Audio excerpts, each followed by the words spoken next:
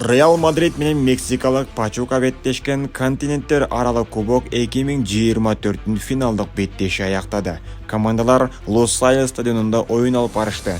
Беттешти Венесуэлалык Хесус Валенсуэла баштаган калыстар тобу башкарды. Реал ата-анашын 3-0 эсебинде жеңип кубокко ээ болду.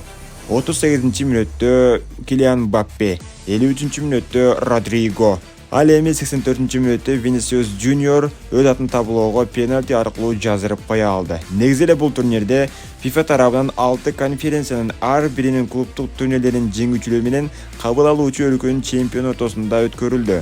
Тагыраагы бул жылы кубок үчүн 6 клуб ат салышып, аягында Реал Мадрид чемпион болду.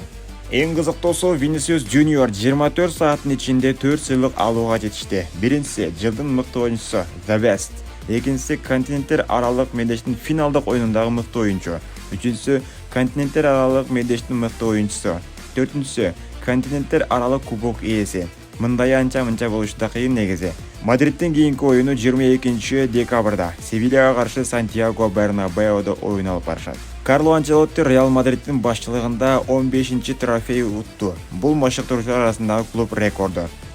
Мен чындыкты айтайын, башка жерге караганда Реалда кубок жеңүү оңой. Биздин командада дүйнөнүн эң мыкты оюнчулары бар.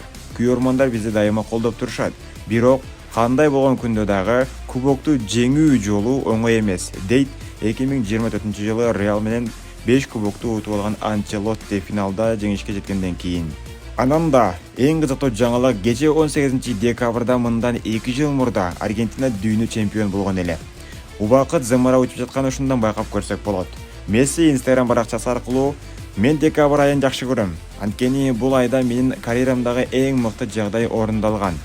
Бул майрамды мен 2 жылдан бери майрамдап келем" деп билдирет Интер Майами капитаны. Чындыгында эле Лос-Анджелес стадионунда 2 жыл мурда Мбаппе кубокту Мессиге тартып жүргөн болсо, бул 2 жылдан кийин Мбаппе кайрадан эле Лос-Анджелес стадионунда кубок көтөрүп чыккан чагы. Эми акырындык менен мамлекеттер ичиндеги кубокторго кайрылсак. Италия кубогунун 1/8 финалында Рома Сампдорияны жеңип чейрек финалга чыкты. Ал жакта атаандашы Милан болот. Ал эми Аталанта ататынча Сассуолону таш талканын чыгарып чейрек финалда Болония менен кездешери маалым болгон. Ошондой эле Англия кубогунда болсо Саутгемптон Ливерпулга 1-2 эсебинде жеңилсе, Ньюкасл Брентфордду утуп алды. Артета шакирттери да Габриэль Жесустун 3 голу аркылуу Кристал Пэласты жеңип чейрек финалга чыкты. Бүгүн кызыктуу болмуш акыркы оюн калды. Тоттенхэм Манчестер Юнайтед. Кимиси утуп чейрек финалга чыкса дагы Англия кубогунун кийинки этаптагы чейрек финалында титандар кала тургандыгын жалпыңыздарга эскертип кетели достор. Ал эми күндүн эң аянычтуу жаңылыгы Монако ПСЖ беттешинде болду. Монако ПСЖ беттешинде Стефан Синго Даннаруманын бетин жара тепти. Албетте, бул жерде Даннарума аргасынан алмашууга кетти. Жыйынтыгында баары бир ПСЖ жеңди. Бирок башка калыс Стефанга бул голду сарайып кагады көрсөттү. Достор, эгер сиз башка калыс болсоңуз, мына ушундай жагдайда кандай чечим чыгарат элеңиз? Ушундай кыска жаңылыктар аркылуу сиздер менен коштошом. Жакынкы күндөрдө көрүшкөнчө достор. Баса, каналга катталып лайк басканы дагы унутпаңыздар. Кыргыз тилдүү футбол аудиториясын албетте сиздер менен биргеликте топ даражага чыгара алабыз.